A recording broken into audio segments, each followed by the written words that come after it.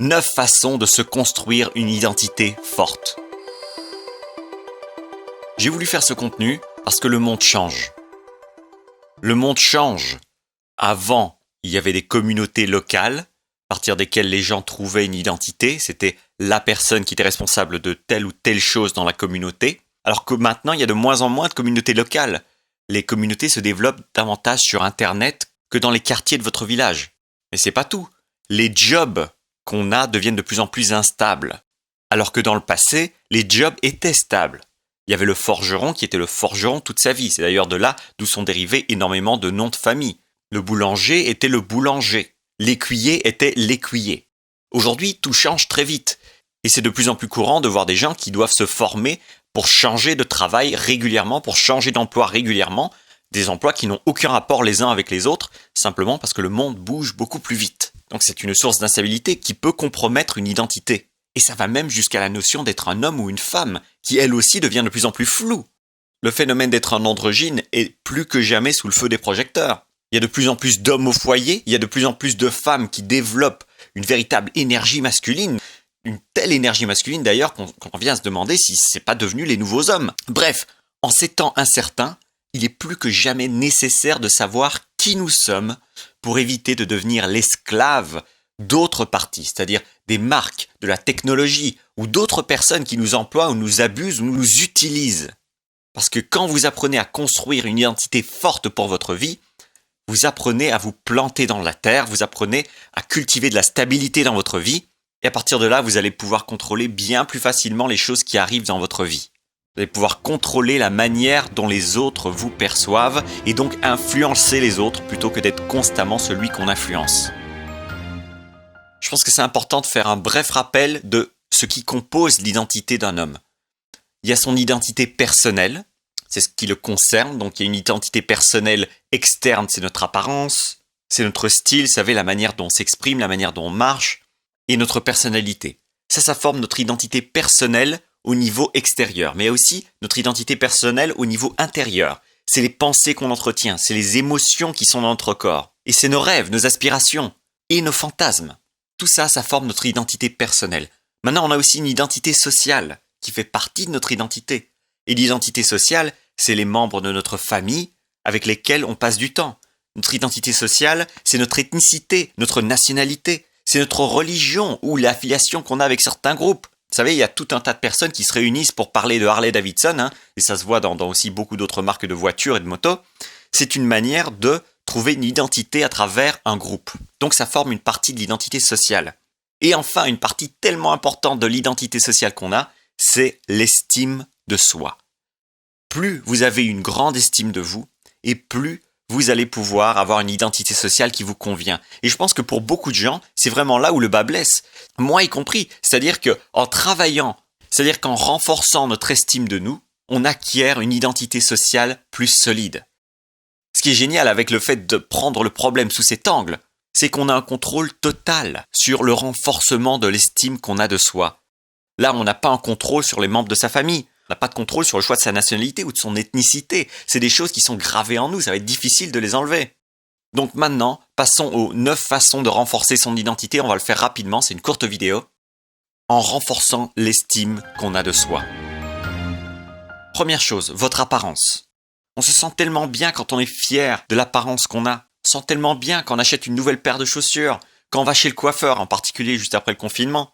C'est une source d'estime de soi très importante. Le fait de se regarder dans le miroir et de se dire « Waouh, j'aime ma réflexion ». Et vous savez, c'est pas vraiment en rapport avec les traits physiques qu'on ne peut pas changer l'apparence. Prendre soin de son apparence, c'est en rapport avec le fait de prendre soin de soi, se tenir droit, avoir une belle coiffure, pousser des poids et simplement être content d'avoir des muscles un petit peu plus saillants après la séance qu'avant. Prendre soin de son apparence, ça veut pas dire devenir Brad Pitt ou George Clooney.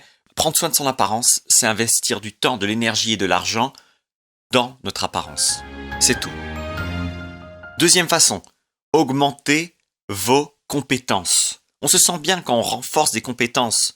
Quand on apprend une langue, quand on apprend 2 langues, quand on apprend 3 langues, on commence à les accumuler. Ça nous fait nous sentir bien. Quand on apprend à cuisiner, quand on apprend un instrument, quand on apprend toutes ces petites choses qui vont venir booster notre confiance en nous, parce que plus on sait faire de choses, et plus c'est facile d'avoir de l'estime pour soi. Parce qu'on reconnaît qu'on sait faire de nouvelles choses et on les fait de mieux en mieux, alors on commence à vraiment à s'aimer soi-même. Une troisième façon de renforcer son estime de soi, c'est d'avoir plus de pouvoir. Plus vous avez de pouvoir sur votre vie, plus vous aurez de chances de vous sentir bien dans votre vie. Vous pouvez cultiver cette sensation de pouvoir en faisant des sports compétitifs ou simplement en contrôlant une petite équipe. Vous savez, si vous êtes juste une personne qui enseigne à plusieurs personnes, vous commencez à acquérir une source de pouvoir qui va vous renforcer mentalement. Élever votre statut social permet évidemment d'avoir cette sensation de pouvoir. Gagner plus d'argent, travailler plus dur pour avoir plus d'argent. Ça, c'est important, ça fait partie de l'estime de soi. Alors, la quatrième façon de renforcer son identité ici, c'est quand les autres vous récompensent. Quand on est en couple, évidemment, on se sent bien. On se sent bien quand on a un copain ou une copine qui nous aime et qui passe du temps avec nous et qui nous valorise. C'est de l'affection qu'on reçoit et qui renforce notre estime de nous. Ensuite, le fait qu'on se fasse acclamer pour certaines choses qu'on fait. Quand vous rendez un rapport qui vous rend particulièrement fier et que votre patron vous félicite, vous êtes fier de vous. Alors attention, le but c'est de ne pas courir pour recevoir l'approbation des autres, pas du tout. Mais si vous êtes dans une circonstance où régulièrement vous recevez l'approbation des autres parce que en même temps vous faites quelque chose qui vous plaît, c'est une source d'estime de vous qui va être vraiment bénéfique dans votre vie. Ensuite, le respect. Le fait que d'autres personnes respectent votre opinion, respectent votre valeur, ça renforce l'estime de vous. Alors encore une fois, vous n'êtes pas obligé de changer le monde pour avoir 2-3 personnes qui respectent vos valeurs, ou 3, 4 ou 5, 6, simplement en rejoignant une communauté sur Internet, en dévoilant vos connaissances ou en aidant d'autres personnes, vous allez gagner le respect de certaines personnes et ça va renforcer votre estime de vous. Ensuite, une autre stratégie, c'est de renforcer son estime de soi par procuration. Alors encore une fois, il faut faire attention à l'estime de soi par procuration. Qu'est-ce que j'entends par là ? Renforcer son estime de soi par procuration, c'est utiliser des sources extérieures comme des biens matériels pour renforcer son estime de soi. Alors oui, ça fonctionne tout un temps, mais c'est quand même assez dangereux de baser son estime de soi entièrement sur des biens matériels qui peuvent disparaître d'une seconde à l'autre, parce qu'on peut nous les voler, parce qu'ils peuvent se casser, et parce que tous les 6 mois, tout ce qu'on a acheté, c'est démodé, quoi, donc il faut racheter la même chose. Donc attention à construire une estime de soi sur de la procuration de manière excessive, mais un petit peu de temps en temps, ça peut vous faire du bien. S'acheter une nouvelle voiture, ça peut faire du bien, mais il ne faut pas être dépendant de ça pour son estime de soi, parce que c'est très dangereux. On devient l'esclave de la personne qui vend des voitures, on devient l'esclave de la personne qui vend un téléphone. Littéralement, on paye pour acheter de l'estime de soi auprès de compagnies qui n'ont pas forcément notre bien-être dans leur ligne de mire. Et le dernier élément pour renforcer votre estime de vous, c'est de faire des bonnes actions, tout simplement. C'est de rejoindre les Restos du Cœur. C'est de donner à quelqu'un qui fait l'aumône. Vous pouvez pas vous sentir mal après avoir aidé quelqu'un. C'est quelque chose qui renforce votre estime de vous. On est câblé comme ça. Et c'est plutôt une bonne chose, parce que ça nous coûte pas grand-chose d'aider quelqu'un, d'aller lire à des aveugles. Ça nous coûte pas grand-chose de faire ces choses-là. Et ça nous récompense énormément. Ça nous récompense pas en argent, mais ça nous récompense en estime de nous. Et l'estime de nous, indirectement, nous rend plus riches. Donc c'est intéressant de penser différemment et de se dire que si on a des problèmes d'estime de soi, qu'on se sent démoralisé, qu'on a des problèmes d'identité, qu'on ne sait pas qui on est, il est peut-être temps de commencer à aider les autres, peut-être temps de commencer à donner, ou même simplement de jouer de la guitare dans la rue. Devenir une personne qui cultive une morale forte par rapport au fait que le monde ira mieux à partir du moment où on décide d'améliorer le monde. Voilà, c'est tout pour ce contenu, j'espère qu'il vous aura été utile et qu'il vous ouvre aux possibilités qui s'offrent à nous quand on développe son identité. On se voit très bientôt dans une autre vidéo. En attendant, prenez soin de votre cerveau. C'était Thierry Markovitch.